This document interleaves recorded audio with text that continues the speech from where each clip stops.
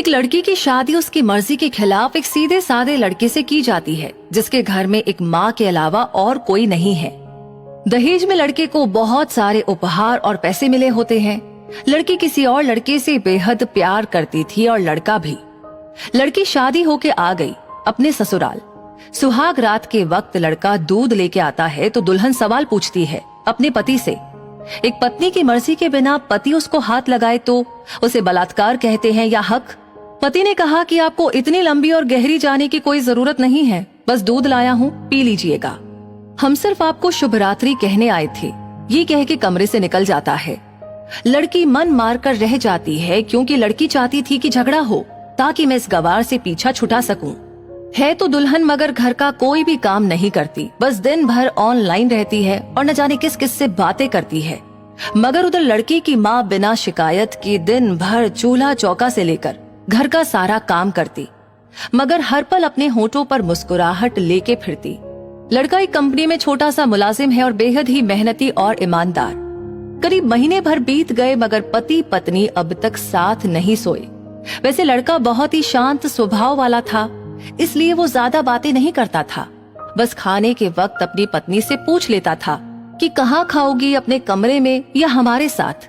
और सोने से पहले डायरी लिखने की आदत थी जो वो हर रात को लिखता था। लड़की के पास एक स्कूटी थी, वो हर रोज बाहर जाती थी। पति के ऑफिस जाने के बाद और पति के वापस लौटते ही आ जाती थी।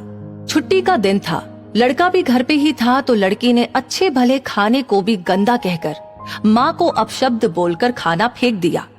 मगर वो शांत रहने वाला उसका पति अपनी पत्नी पर हाथ उठा देता है, मगर माँ अपने बेटे को बहुत डांटती है। इधर लड़की को बहाना चाहिए था झगड़े का जो उसे मिल गया था। वो पैर पटकती हुई स्कूटी लेकर निकल पड़ती है। लड़की जो रोज घर से बाहर जाती थी वो अपने प्यार से मिलने जाती थी। लड़की भले टूटकर चाहती थी लड़के को, मगर उसे पता था कि हर लड़की की एक हद होती है जिसे इज्जत कहते हैं। उसने उसको बचाए रखा था। इधर लड़की अपने प्यार के पास पहुंचकर कहती है, अब तो एक पल भी उस घर में नहीं रहना है मुझे।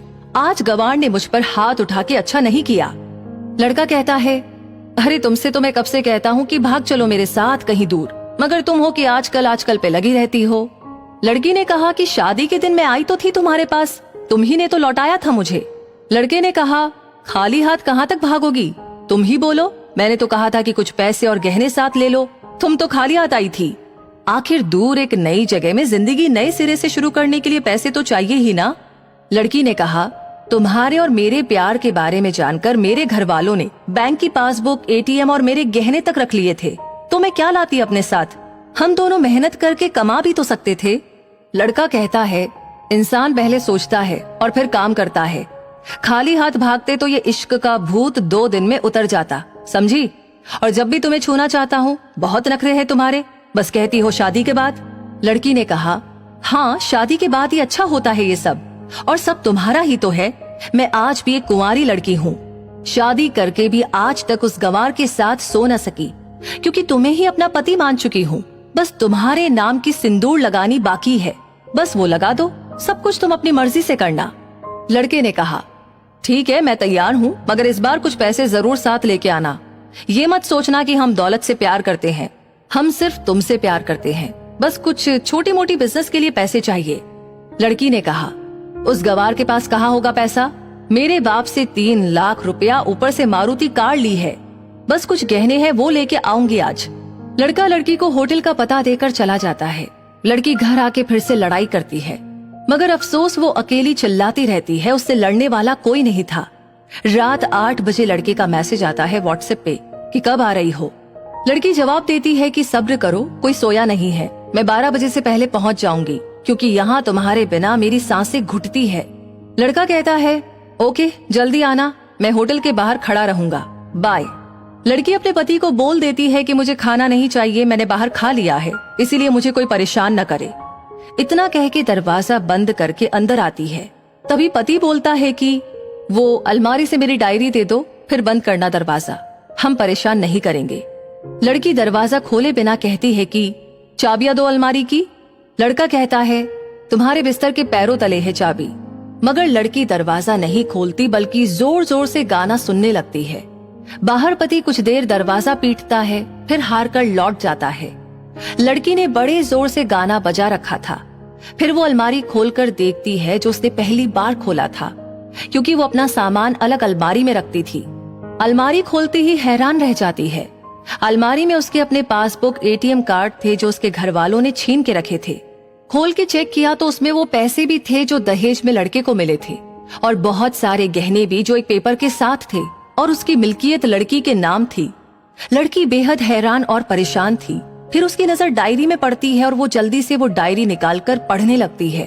उसमें लिखा था, तुम्हारे पापा ने एक दिन मेरी माँ की जान बचाई थी अपना खून देकर। मैं अपनी माँ से बेहद प्यार करता हूँ, इसलिए मैंने झुककर आपके पापा को प्रणाम करके कहा कि आपका ये अनमोल एहसान कभी नहीं भूलूंगा। कुछ दिन बाद आपके पापा हमारे घर आए हमारे तुम्हारे रिश्ते की बात लेकर, मगर उन्होंने आपकी हर बात बताई हमें कि आप एक लड़के से बेहद प्यार करती हो। आपके पापा आपकी खुशी चाहते थे, इसलिए वो पहले लड़के को जानना चाहते थे। आखिर आप अपने पापा की प्रिंसेस जो थी, हर बाप अपनी प्रिंसेस के लिए एक अच्छा ईमानदार प्रिंस चाहता है। आपके पापा ने खोज करके पता लगाया कि वो लड़का बहुत सी लड़कियों को धोखा दे चुका है और पहली शादी भी हो चुकी है, पर आपको बता ना सके क्योंकि उन्हें पता था कि ये जो इश्क का नशा है वो हमेशा अपनों को गैर और गैरों को अपना समझता है। एक बाप के मुंह से एक बेटी की कहानी सुनकर मैं अचंभित हो गया। हर बाप यहाँ तक शायद ही सोचे। मुझे यकीन हो गया था कि एक अच्छा पति होने का सम्मान मिले ना मिले, मगर एक दामाद होने की इज्जत मैं हमेशा पा सकता हूँ। मुझे दहेज में मिले सारे पैसे मैंने तुम्हारे अकाउंट में जमा कर दिए, और तुम्हारे घर से मिली गाड़ी आज भी तुम्हारे घर पे है, जो मैंने इसलिए भेजी ताकि जब तुम्हें मुझसे प्यार हो जाए तो साथ चलेंगे कहीं दूर घूमने। दहेज, इस नाम से नफरत है मुझे, क्योंकि मैंने दहेज में अपनी बहन और बाप को खोया है।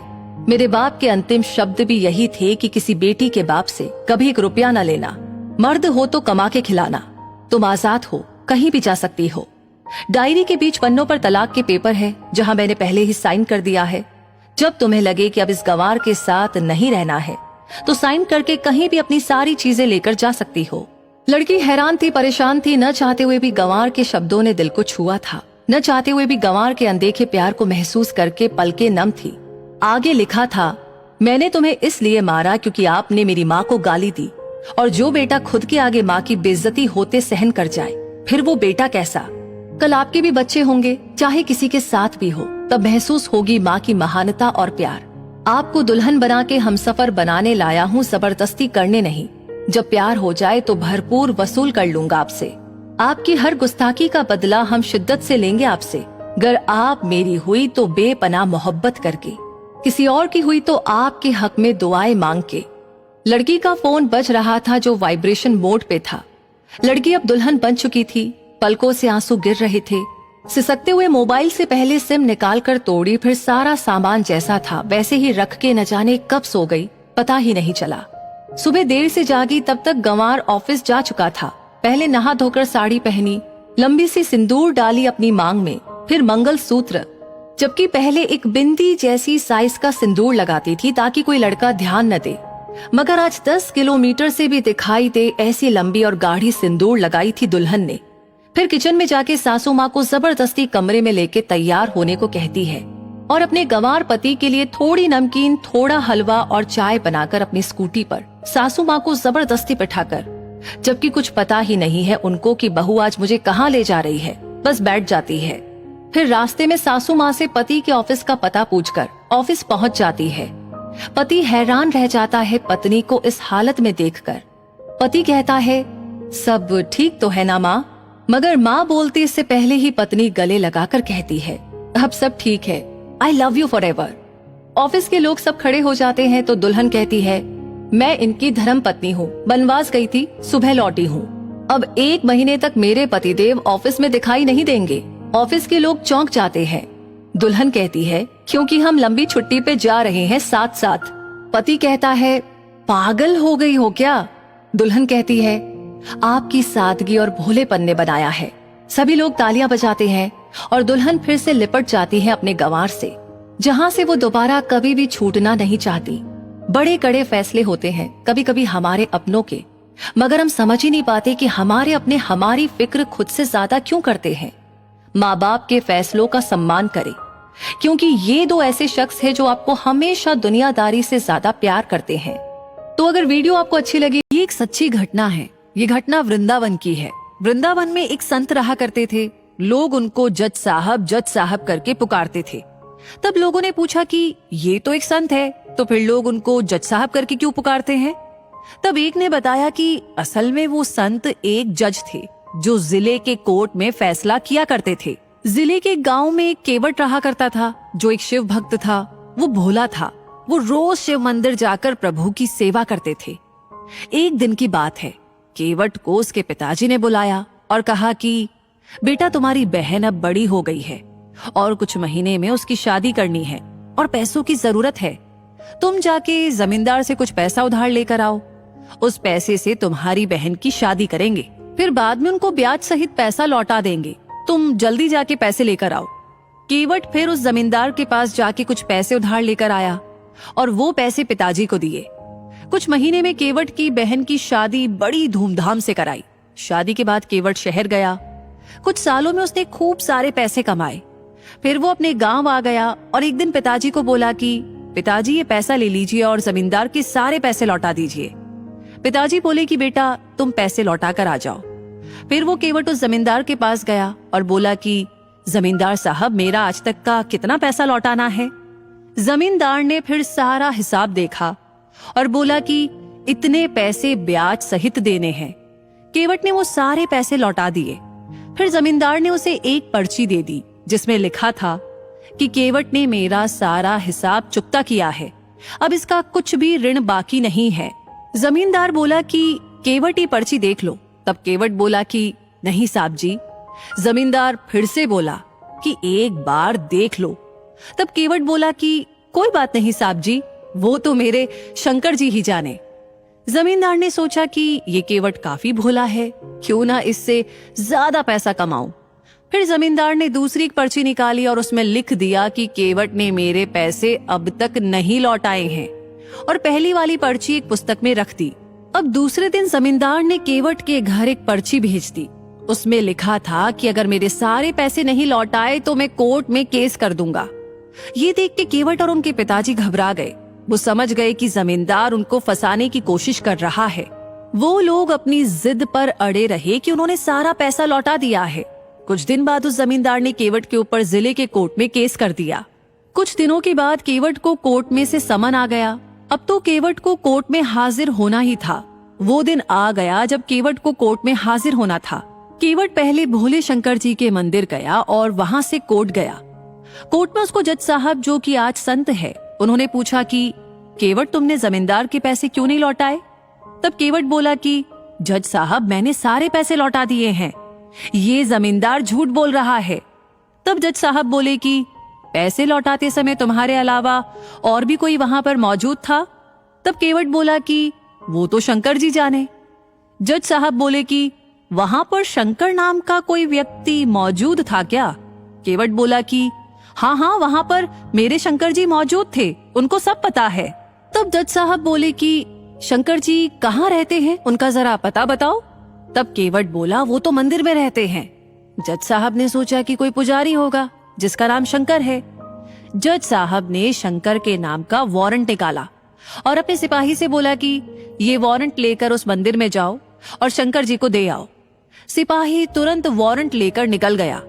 कुछ देर के बाद वो मंदिर पहुंच गया। पुजारी से बोला कि यहाँ शंकर नाम का व्यक्ति कौन है, उनके नाम पर ये वारंट है, उनको बुलाइए। तब पुजारी बोला कि शंकर जी तो देवों के देव महादेव जी है। तब सिपाही बोला, ये वारंट तो उन्हीं के नाम पर है, उनको कोर्ट में हाजिर होना पड़ेगा। फिर पुजारी ने वो वारंट लिया और प्रभु के चरणों में रख दिया और बोला कि हे प्रभु, आज तक आपके चरणों में कई सारे पकवान, आभूषण, वस्त्र आए हैं, मगर आज पहली बार एक वारंट आया है। प्रभु, अपने भक्त की लाज रखना। आखिर वो दिन आ गया। आज प्रभु को कोर्ट जाना है गवाही देने। केवट सवेरे सवेरे मंदिर गया, प्रभु के दर्शन किए और बोला कि हे प्रभु, आपको पता है ना कि आज आपको कोर्ट आना है गवाही देने के लिए, मैं आपका इंतजार करूंगा। फिर केवट कोर्ट चला गया। जज साहब आए और सिपाही से बोले कि शंकर जी को हाजिर किया जाए। तब सिपाही ने पुकार लगाई, शंकर जी हाजिर हो, ऐसा 3 बार कहा। तब एक बुजुर्ग व्यक्ति कोर्ट में आ गया। वो बुजुर्ग धीरे धीरे चल के आ रहा था। कपड़े फटे थे, सिर बंधा था, गले में तुलसी की माला थी और चेहरे पे विलक्षण तेज था। जज साहब ने उनकी तरफ देखा और वो उनको देखते ही रह गए। जज साहब ने पूछा कि आपका नाम? वो वृद्ध व्यक्ति बोला कि मैं ही शंकर हूं। जज साहब बोले कि क्या उस दिन आप भी मौजूद थे जिस दिन केवट ने जमींदार को सारे पैसे लौटाए थे? तब शंकर जी बोले, हाँ, मैं वहां मौजूद था और केवट ने सारे पैसे मेरे सामने ही उस जमींदार को लौटा दिए थे। जज साहब बोले कि इसका क्या सबूत है तुम्हारे पास? तब शंकर जी बोले कि जमींदार जहां पर बैठते हैं ना, वहां दाई तरफ की अलमारी में एक लाल रंग की पुस्तक में वो असली वाली पर्ची रखी है। जज साहब ने तुरंत सिपाही को जमींदार के घर भेज दिया और उनको उसी अलमारी में वो पर्ची भी मिल गई। वो लोग वो पर्ची लेकर आए और जज साहब को दे दी। जज साहब को सारा किया समझ में आ गया। फिर वो केवट की तरफ मुड़े और बोले कि केवट, तुमने जमींदार के सारे पैसे लौटा दिए हैं, अब तुम घर पर जा सकते हो। फिर जज साहब शंकर जी की ओर मुड़े, देखा तो वहां पर शंकर जी नहीं थे। उन्होंने केवट से पूछा कि अरे ये शंकर जी कहाँ चले गए? तब केवट बोला कि जज साहब, वो तो अपना काम करके चले गए।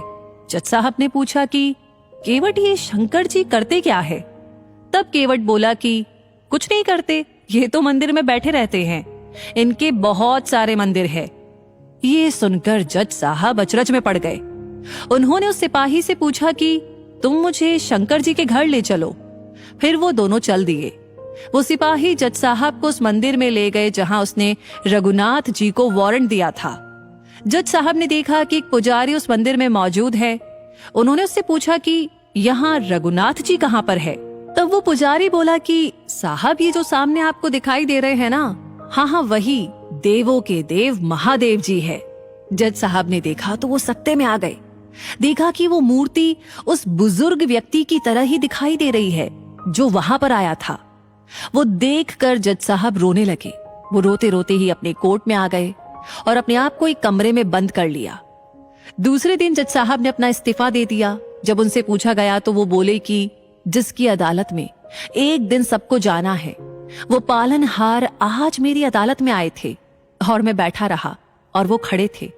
मैंने बहुत बड़ी भूल कर दी, उनको पहचाना तक नहीं। लोगों के जीवन का फैसला करने वाले को ही फैसला सुना रहा था। दोस्तों, जानते हैं आप, आज भी वो जज साहब वृंदावन की गलियों में घूमते नजर आते हैं। हर रोज वो प्रभु के दर्शन मंदिर के बाहर से ही करते हैं और वो भी खड़े रह के। तो दोस्तों, सच्चे मन से की गई भक्ति में ही भगवान रिझ जाते हैं।